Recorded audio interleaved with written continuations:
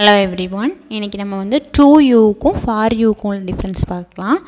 To you அப்படின்னா உங்களுக்கு அப்படின்னு மீனிங், ஃபார் யூ அப்படின்னா உங்களுக்காக அப்படின்னு. இது தான் தமிழில் இதான் இதோட மெயின் மீனிங். இன்னும் இது எங்கெல்லாம் நம்ம யூஸ் பண்ணலாம் பார்த்தோம்னா, இப்போ டு யூ அப்படின்னா ஒரு டைரக்ஷன், ஒரு டுவர்ட்ஸ் டைரக்ஷன், அதாவது ஒருத்தங்களை நோக்கி சொல்கிற ஒரு விஷயத்தை தான் அந்த இதுக்கு நம்ம டு யூஸ் பண்ணுவோம். ஒரு மூமெண்ட்டு, ஒருத்தங்களை நோக்கி சொல்கிறதுக்கு, அவங்கக்கிட்ட ஒரு கம்யூனிகேஷன் பண்ணுறதுக்கும், அவங்கக்கிட்ட ஒரு டைரக்ட் பண்ணுறதுக்கும் அந்த இடத்துல நம்ம டு யூஸ் பண்ணுவோம். ஃபார் வந்து எங்கே யூஸ் பண்ணுவோம் அப்படின்னா, இதனால் சம்ஒன் வந்து பெனிஃபிட் அடைகிறாங்க, அதனால் அவங்களுக்கு ஒரு பெனிஃபிட் கிடைக்கிறது, அவங்களுக்கு ஒரு ஹெல்ப் பண்ணுறது, அவங்களுக்கு ஃபேவராக இருக்க மாதிரி இருக்குது பண்ணுற விஷயத்தில். இப்போ உனக்காக நான் இது பண்ணுறேன், உனக்காக இதை நான் பண்ணுறேன், இது உனக்கு தான், அந்த மாதிரி அவங்களுக்கு ஃபேவராக பண்ணுறது, அவங்களுக்கு ஹெல்ப் பண்ணுற மாதிரி பண்ணுறது, சம்ஒன் பெனிஃபிட்ஸ் அடைகிற மாதிரி விஷயத்தில் சொல்கிறதுக்கு தான் இந்த ஃபார் யூஸ் பண்ணுவோம். டு வந்து டைரக்ஷன், அதை ஞாபகம் வச்சுக்கோங்க. மெயினான டிஃப்ரென்ஸ் வந்து டு யூ அப்படின்னா உங்களுக்கு, ஃபார் யூ அப்படின்னா உங்களுக்காக. ஓகே, இன்னும் எக்ஸாம்பிள் சென்டென்ஸ் பார்க்கும்போது உங்களுக்கு புரியும். ஃபஸ்ட்டு வந்து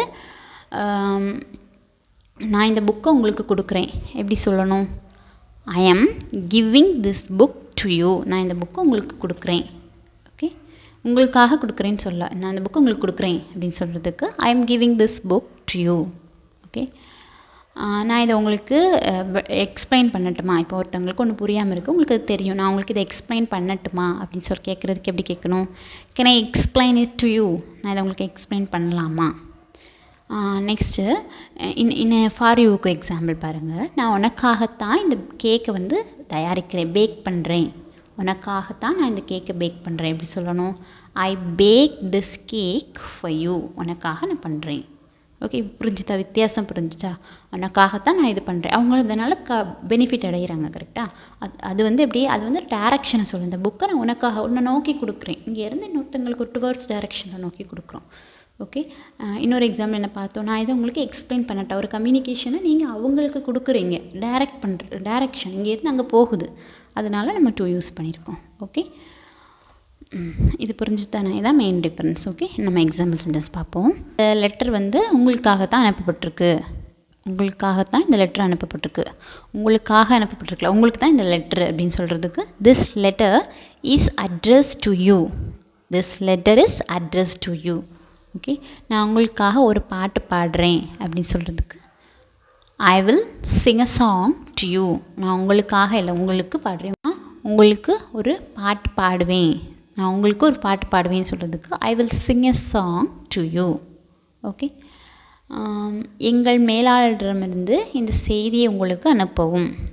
எங்களோட மேனேஜர் வந்து இந்த மெசேஜை வந்து உங்களுக்கு அனுப்ப சொன்னாங்க. Okay, please pass this message to you from our manager. Okay, என் நண்பரை நான் வந்து உங்களுக்கு அறிமுகப்படுத்த விரும்புகிறேன். ஓகே, அப்போ எப்படி சொல்லணும்? நான் என்னோடய ஃப்ரெண்டை உங்களுக்கு வந்து இன்ட்ரடியூஸ் பண்ண விரும்புகிறேன், எப்படி சொல்லணும்? ட்ரை பண்ணி பாருங்கள். இன்ட்ரடியூஸ் பண்ண நான் விரும்புகிறேன் அப்படின்னு சொல்கிறதுக்கு I would like to introduce my friend to you. அதனால் நான் என் ஃப்ரெண்டை உங்களுக்கு அறிமுகப்படுத்தணும் அப்படி சொல்கிறதுக்கு படுத்தணும்னு சொல்கிறோம். ஸோ ஐ வாண்ட், எனக்கு வேணும், அறிமுகப்படுத்த வேணும், I want to introduce my friend to you. Okay, next இந்த பரிசு அவரிடமிருந்து உங்களுக்கு அனுப்பப்பட்டிருக்கு அப்படி சொல்கிறோம். இந்த கிஃப்ட் வந்து அவர்கிட்ட இருந்து உங்களுக்கு கொடுக்க சொன்னாங்க அப்படின்னு சொல்கிறதுக்கு this gift is from him to you. அவன்கிட்ட இருந்து உங்களுக்கு தர சொல்லியிருக்காங்க. This gift is from him. From ஹிம்னா அவன்கிட்ட இருந்து, டு யூ உங்களுக்கு. ஓகே, நான் உங்கள் உதவிக்கு நன்றி உள்ளவனாக இருக்கிறேன். நீங்கள் பண்ண உதவிக்கு நான் உங்களுக்கு நன்றி உள்ளவனாக இருக்கேன். I am grateful to you for your help. நீங்கள் பண்ண ஹெல்ப்புக்கு இக்கு அப்படிங்கிற மீனிங் வரும்போது இந்த மாதிரி ஃபார் மோஸ்ட்லி யூஸ் பண்ணுவோம். ஓகேவா? அவள் வந்து அந்த நிகழ்வை பற்றி பேசிக்கொண்டிருந்தாள். She was talking to you about the event. Okay, உங்ககிட்ட பேசிகிட்டு இருந்தா அப்படின்னு சொல்கிறதுக்கு. ஓகே, நான் வந்து உனக்காக தான் இந்த சீட்டை வந்து எடுத்து வச்சுருக்கேன். இப்போ பஸ்ஸில் வந்து நீங்கள் உட்காந்துருக்கும்போது ஃப்ரெண்டுக்கு சீட்டை எடுத்து வச்சுருக்கீங்க, சீட்டு போட்டு வச்சுருக்கீங்க. அப்போ அவங்க வரும்போது உனக்காகத்தான் நான் இந்த சீட்டை போட்டு வச்சுருக்கேன் அப்படி சொல்கிறதுக்கு உனக்காகத்தான் போட்டு வச்சுருக்கேன். I am saving the seat for you. உனக்காக நான் போட்டு வச்சுருக்கேன். ஓகே, அவள் வந்து கடைக்கு வந்து கிஃப்ட் வாங்கிறதுக்காக போயிருக்கா. She went to the store to buy a gift for you. உனக்காக கிஃப்ட் வாங்கிறதுக்கு போயிருக்கா, அதுக்காக நம்ம ஃபார் யூஸ் பண்ணியிருக்கோம். To went to the store. ஏன் டு த ஸ்டோர் போட்டிருக்கோம்? இங்கேருந்து ஒரு டைரக்ஷன் வருது. இங்கேருந்து கடைக்கு போயிருக்கா, டு த ஸ்டோர் கடைக்கு போயிருக்கா, டு பை வாங்குறதுக்கு போயிருக்கா. So to buy. Okay. For you அப்படின்னா உனக்காக வாங்க போயிருக்கா. ஓகே. நெக்ஸ்ட்டு அவள் வந்து உனக்காக ஒரு சர்ப்ரைஸ் வந்து தயாரிச்சிட்ருக்கா. Okay. She prepared a surprise for you. உனக்காக. இது எல்லாமே நான் உனக்காகத்தான் பண்ணுறேன். I am doing this all for you. Okay.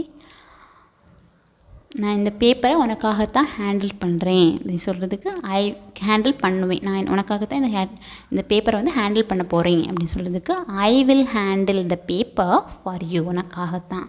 இப்போ ஒன்று புரிஞ்சுக்கோங்க, உனக்காகத்தான் இதை நான் பண்ணுறேன் அப்படின்னு சொல்கிற இடத்துலலாம் ஃபார் வரும்.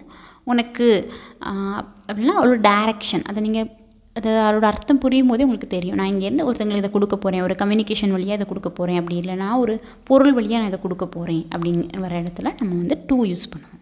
ஓகே. புரிஞ்சிருக்கும்னு நினைக்கிறேன். டவுட் இருந்தால் கேளுங்க. நம்ம வந்து இப்போ ஒரு 2 எக்ஸாம்பிள் சென்டென்ஸ் கொடுக்குறேன். நீங்கள் ட்ரை பண்ணி பாருங்கள் எப்படி வரும்னு. ஓகே. ஃபர்ஸ்ட் ஒன், இந்த பாடல் குறிப்பாக உங்களுக்காகத்தான் அப்படின்னு சொல்கிறதுக்கு எப்படி சொல்லணும்னு ட்ரை பண்ணுங்கள். நெக்ஸ்ட்டு, இந்த தகவலை உங்களுக்காக பாதுகாப்பாக வைத்திருப்பேன். இந்த மெசேஜ் வந்து உங்களுக்காக நான் பாதுகாப்பாக வச்சுருப்பேன். எப்படி சொல்லணும் ட்ரை பண்ணி கமெண்ட் பண்ணுங்கள். ஓகே. டவுட் இருந்தாலும் கேளுங்க. ஓகே.